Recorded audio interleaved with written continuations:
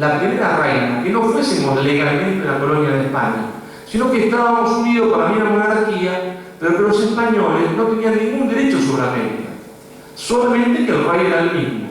Ahora, si el rey había desaparecido, porque había renunciado y estaba preso, entonces el poder quedaba en manos de una junta de españoles. No, nosotros no teníamos nada que ver con ellos. El poder volvía al pueblo hispanoamericano. Y entonces se producen las juntas, que se van a hacer más o menos todas en 1810, en Caracas, en Buenos Aires, en Santiago de Chile. Y se hacen reuniones, eso fue lo que pasó, donde se dice: señores, este que está acá es el virrey. Pero el virrey respondía al rey, no está más el rey. Entonces este virrey no sirve más, porque el poder ha vuelto a nosotros. Y como el poder ha vuelto a nosotros, nosotros elegimos a quién nos va a mandar. Es muy sencillo, no es nada complicado. ¿Y eso estaba bien? Sí, claro que estaba bien, porque era nuestra primera forma de autogobierno y de autoconciencia. Pero hubo un pequeño problema que aconteció apenas 24 horas después de este gran acto de autoconciencia y de afirmación. Hubo una historia oculta, hay un dato oculto que nadie nos dice, por eso se llama la historia oculta.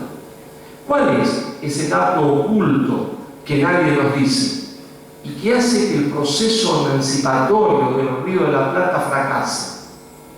Que el día 25 le decimos al virrey: chao, vos cisnero te vas, no tenés nada que ver. 10 puntos, perfecto. Autoconciencia, autogobierno. Pero no habían pasado 24 horas que la mayoría de la Junta se reúne con el almirante británico que comandaba la flota estacionada en el Atlántico Sur, y va a firmar con el comandante británico un acuerdo de libre comercio. Es decir, que los ingleses podían introducir toda la mercadería que quisiesen sin prácticamente pagar nada. Todo lo contrario de lo que había hecho el primer gobierno independiente de los Estados Unidos. Es decir, el primer gobierno independiente de Estados Unidos, con Washington presidente y Hamilton de secretario del Tesoro, dice: señores, los ingleses acá no van a entrar en un solo producto. Y nosotros decimos: entren todos los productos que quieran. ¿Había industria en este lugar? Sí, ya había industria en América Española. ¿Por qué había industria en América Española? Que es otro dato oculto de la historia. Había una industria muy desarrollada que iba desde Bogotá hasta Córdoba del Tucumán, se llamaba, lo que hoy es la ciudad de Córdoba. Porque los españoles, ¿no?, dado que estuvieron siempre en guerra con Gran Bretaña, prácticamente formal o informalmente, no podían traer mercaderías sino solamente escoltadas por la flota. Y entonces solamente venían 2 flotas por año, a veces una, a veces ninguna, y entonces eso había producido el encarecimiento de las mercaderías, y eso había producido como una especie de barrera proteccionista, y entonces hacía que los productos locales sean más económicos que los productos importados. Entonces se había formado una enorme industria textil en Santiago del Estero, en Tucumán, en Córdoba, en Salta, pero también en el Alto Perú, en Cochabamba, en La Paz, en Perú, en Arequipa, en Cusco, en todo un enorme cordón protoindustrial que iba desde Bogotá a Córdoba, donde también nosotros producíamos los camiones de esa época, que eran las mulas, porque todos se movían mulas. Era un mercado único que iba desde Bogotá hasta Córdoba. Pero en ese mercado único, que había pleno empleo, había algunos que no estaban de acuerdo. ¿Quiénes eran? Lo que yo denomino las polis oligárquicas, los puertos de Buenos Aires, Valparaíso, Caracas. Porque en los puertos algunos miraban al mar y se habían hecho contrabandistas, vivían del contrabando, de la importación directa de los productos británicos. Cuando estalla el proceso independentista, al mismo momento vamos prácticamente a entrar en una guerra civil. ¿Por qué? Porque hay dos bandos. Un bando, ¿qué quiere? Un bando quiere el proteccionismo económico para la defensa de la industria local. Y el otro bando, representado por las ciudades puertos, en Caracas, en Buenos Aires, en Valparaíso, quieren el libre comercio, porque están aliados de Inglaterra. Los que quieren el proteccionismo económico quieren que el proceso de independencia termine en la unidad, que haya una sola patria desde por lo menos Bogotá hasta Buenos Aires. ¿Y por qué quieren esto? Porque hablan la misma lengua, sí, claro, es verdad. Porque tienen la misma religión, sí, es verdad también. Porque se sienten hermanos, es verdad también. Pero también porque si no su economía no tiene sentido. Porque la economía funciona como una economía integrada. Nosotros vendemos las mulas, que son los camiones, vendemos yerba mate y vendemos productos de cuero, botas, sacos de cuero, que se venden hasta Bogotá. Y de otro lado vienen productos textiles. Entonces, si el proceso de independencia no termina en la unidad, si se va a fraccionar y entonces nos vamos a no reconocer unos a otros, ese mercado único se interrumpe. Entonces, los que quieren proteccionismo económico quieren también unidad para cuando termine la independencia, quieren lo que se va a llamar patria grande. Y los otros no, a nosotros no les interesa, porque los otros son importadores y quieren una patria chiquita hasta donde llegue la cadena de distribución. Buenos Aires, con sus contrabandistas, su cadena de distribución, llega máximo hasta Tucumán y Córdoba. Lo que pasa en el Alto Perú no le interesa, porque ahí entra otra cadena de contrabando, como las mafias que se dividen ahora en las zonas para la droga. Así eran los contrabandistas. Entonces, el Alto Perú está abastecido de contrabando desde los puertos del Pacífico. Entonces no les interesa. Entonces, los librecambistas quieren patria chica, los proteccionistas quieren patria grande. Pero a su vez los librecambistas quieren tener la cultura de Inglaterra, ser hechos amigos, admiradores de Inglaterra, y consideran que todo lo que viene de Inglaterra es civilización y lo nuestro barbarie.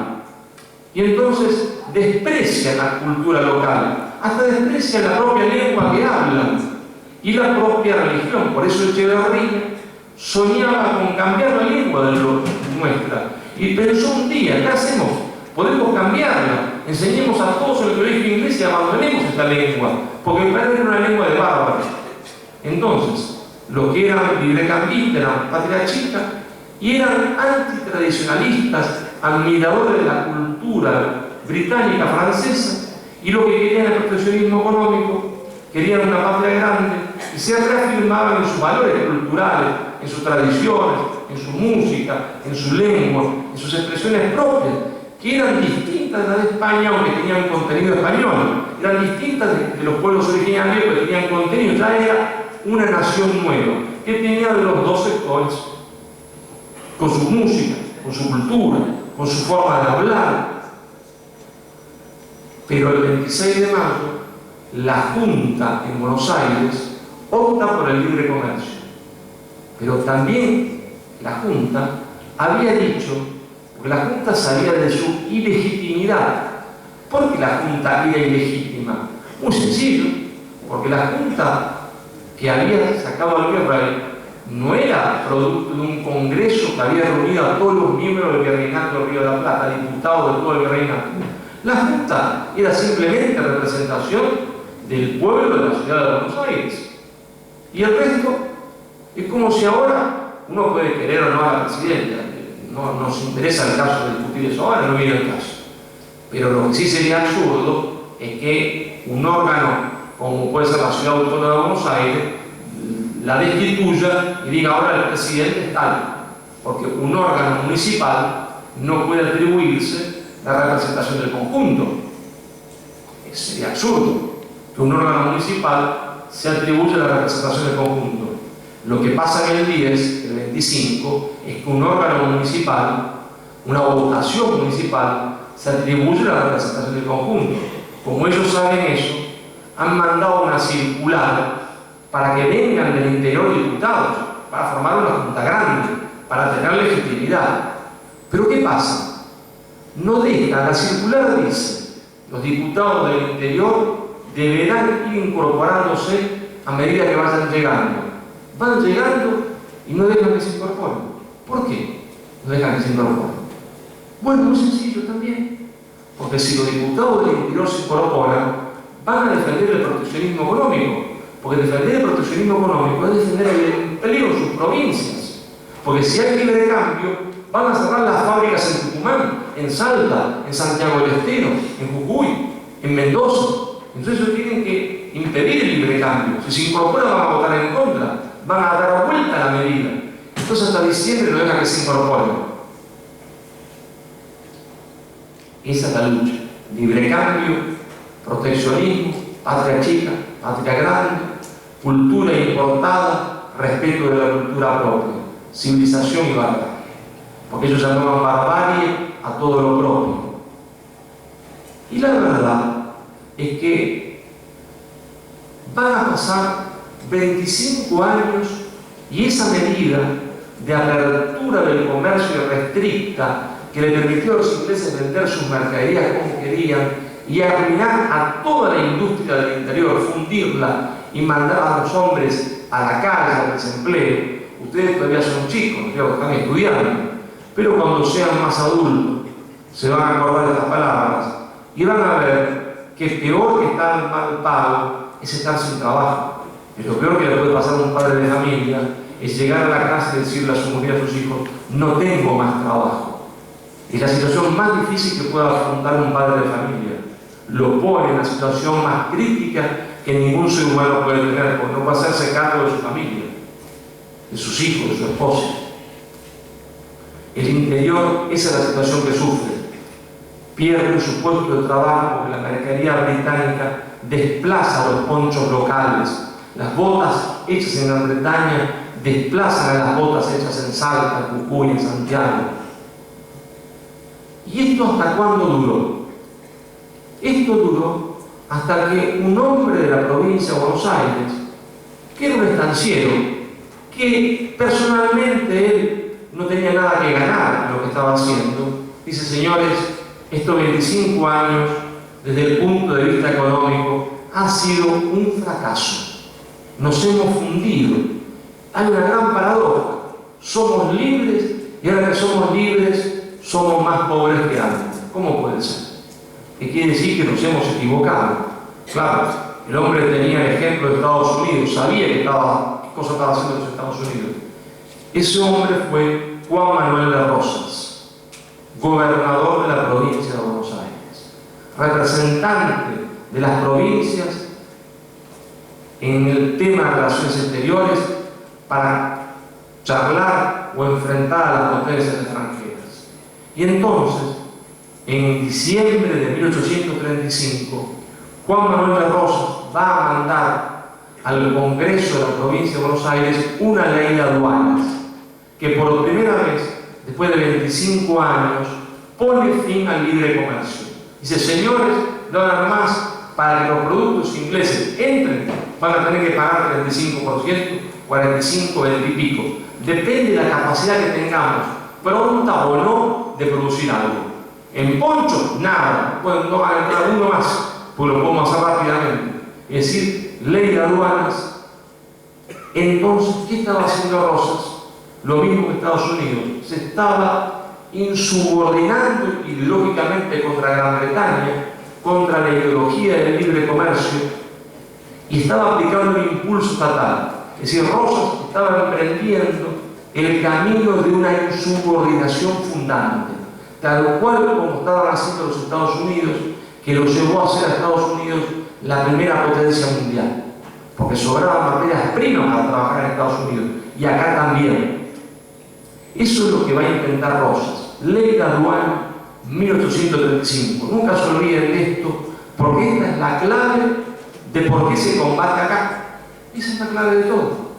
Porque cuando Rosas dice ley de aduanas, nunca más productos británicos, ahora producción nacional, Inglaterra le dice: te vamos a matar, sos un hombre muerto. Porque Inglaterra no permite eso, no quiere eso, y si puede, va a utilizar todas sus herramientas para eliminar a todo gobierno que intente realizarlo. También lo intentaron en Estados Unidos, que no pudieron. Y entonces, cuando Rosa dice ley de aduanas, cuando se aprueba la ley de aduanas, cuando hay proteccionismo económico, cuando hay subordinación ideológica, cuando hay un impulso estatal, cuando hay una subordinación fundante, se le viene la noche. Todos los problemas que no había tenido en su primer gobierno, porque esta medida es de su segundo gobierno, todos los problemas que no había tenido le pasan ahora. Empiezan a rebelarse gobernadores, ¿verdad?, contra él. Lo invade Bolivia con el mercado Santa Cruz. Y los ingleses, que son siempre muy astutos, que no les gusta poner la cara, pelear al descubierto, ¿qué hacen? Mandan primero a los franceses y arreglan con Francia. Manden ustedes una flota, eliminen a Rosas. Claro, los franceses no son idiotas, no iban a venir a hacer ese trabajo sucio con los ingleses gratis. ¿Qué pactan con los ingleses? Bueno, que la provincia de Entre Ríos, Corrientes y Misiones se constituyan en la República de la Mesopotamia. Y esa república firma un acuerdo de protectorado con Francia, es decir, quedaba esa república enfeudada a Francia con un protectorado. Lo mismo que Francia ha hecho con Marruecos en ese momento histórico, es decir, Marruecos seguía existiendo como reino independiente, pero el rey de Marruecos había firmado el protectorado con Francia, es decir, era una colonia de Francia. En ese mismo momento histórico, los franceses invaden Argelia para liberarla de un tirano. Lo mismo que decían acá. Venían con los barcos para liberarlo supuestamente de un tirano. Pero invadieron Argelia para liberarlo de un tirano en 1830 y se fueron en 1960. Se tomaron un tiempito después, ¿no? Lo mismo querían hacer acá. A los ingleses les convenía, porque el tema era terminar con el proteccionismo económico, terminar con el proyecto industrializador de Rosas. Pero resulta que no pudieron los franceses solos. Es ese momento en que, por primera vez, el general San Martín, que está en el exilio, va a escribirle a Rosas cartas. Y la primera carta que le escribe San Martín a Rosas es diciéndole: brigadier, estoy a su disposición. Cuando usted me ordene, 3 días después de recibir su orden, estaré embarcándome para Argentina para pelear contra los franceses. Eso es lo que en resumida cuenta le dice. Dígame usted cuándo y 3 días después me estaré embarcando. Porque usted está protagonizando la segunda guerra de la independencia. Yo hice la primera y usted la segunda. Y entonces empiezan a cartearse. Rosa sabe que San Martín está enfermo y que obligarlo a venir, aunque a Rosa le convenía, era un maltrato histórico a San Martín, que hasta podía morir en el viaje. Entonces le dice: general, con todo respeto, los mejores servicios que usted puede prestar a la República es que usted defienda la causa de la independencia americana, la causa de la independencia argentina, la causa de la justicia de nuestra guerra en Europa, con su enorme prestigio. San Martín acepta esto y se van a cartear durante varios años. Pero como Inglaterra no ha logrado su propósito con Francia, se ve obligada después a tener que venir personalmente a pelear contra Rosas. No quiere traer un ejército de ocupación. ¿Por qué no quiere? Porque le había salido mal en el 6 y en el 7. Quiere hacer como a veces hacen los norteamericanos, una operación quirúrgica. Es decir, un golpe grande contra Rosas que le duela tanto y articular contrarios a Rosas. Desgraciadamente el Paraguay estaba en contra. Articular a los unitarios que estaban en contra de Rosas exiliado en Montevideo, provocar la desestabilización con una intervención quirúrgica. Y entonces manda una flota de intervención ultramoderna, con barcos acorazados, con barcos a vapor que nosotros nunca habíamos visto, eran nosotros con platos voladores, para desestabilizar las Rosas. Y ahí empieza lo que se conoce como la Guerra del Paraná. ¿Pero para qué? Eliminar a Rosas, para eliminar el proteccionismo económico, para que la Argentina no se convierta en un país industrial, porque Inglaterra sabe que si Argentina sigue el ejemplo de Estados Unidos, es decir, el ejemplo de la propia Inglaterra, se va a convertir en una potencia industrial en 100 años la Argentina sería una potencia industrial. Inglaterra no quiere eso. Entonces tiene que eliminar a Rosas y su proyecto de Argentina industrial. Comienza la guerra del Paraná, se presenta la flota británica aliada con la flota francesa, es decir, una flota anglo-francesa. Es como si ahora nos invaden los chinos con los norteamericanos juntos. Mejor rendirse, digamos, ¿no? Porque ¿qué posibilidad tenemos?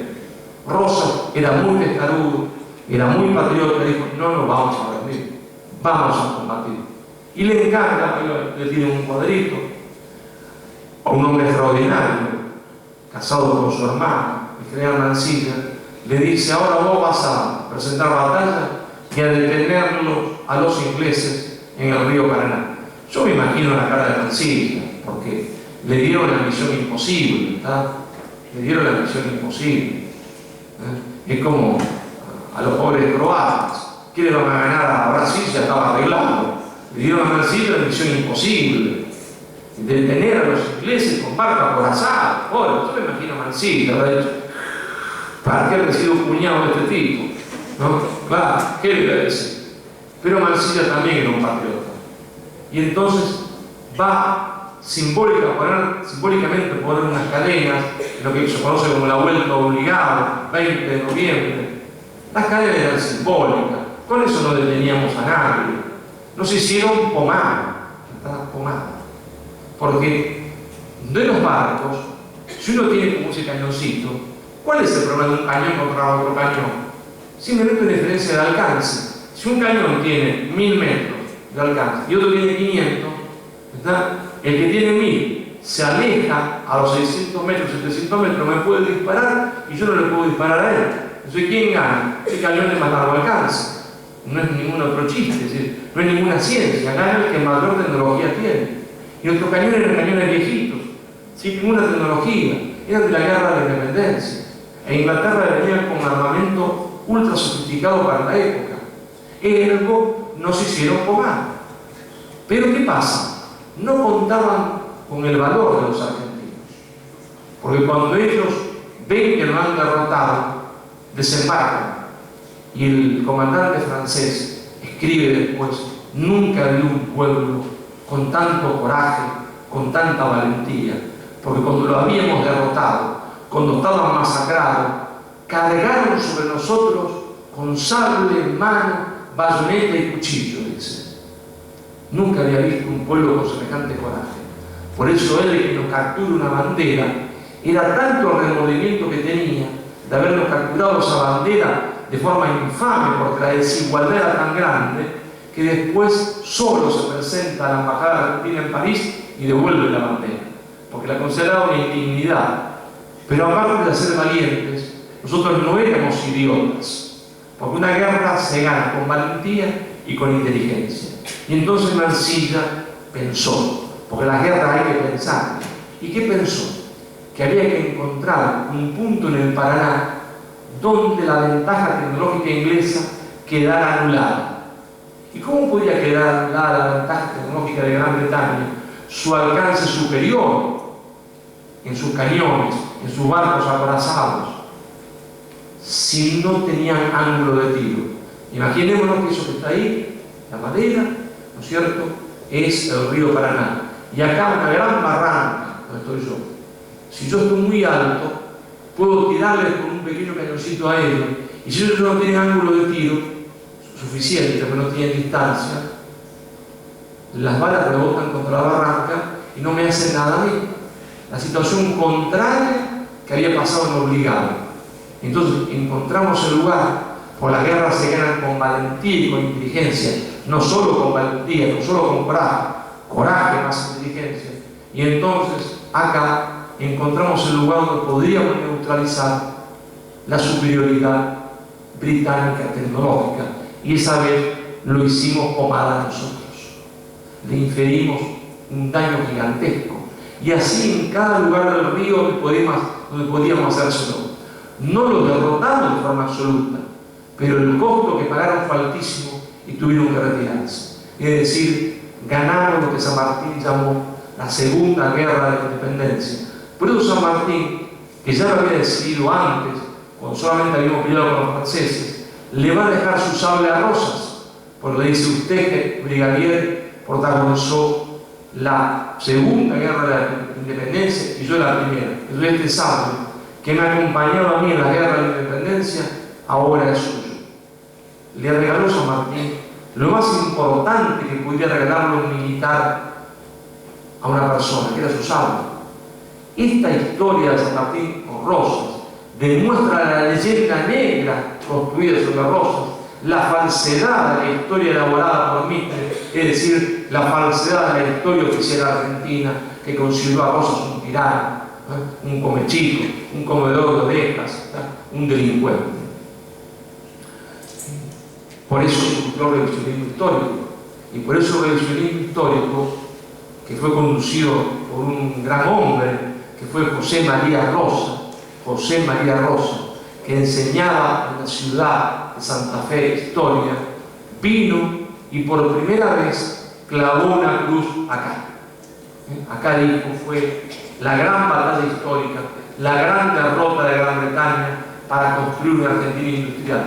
Lo hizo por primera vez. El primer acto público importante del revisionismo histórico se hizo acá, no en Buenos Aires, no en la Vuelta Obligado, acá. Y se reunieron 33 personas acá, poco, para ese acto simbólico de tremenda importancia, y pusieron una cruz como símbolo de respeto a aquellos que estaban muertos ahí. Por eso es un cementerio que no ha sido considerado cementerio, un lugar sagrado para la patria. Ustedes pisan un lugar sagrado para la patria, porque un pueblo que no tiene respeto por sus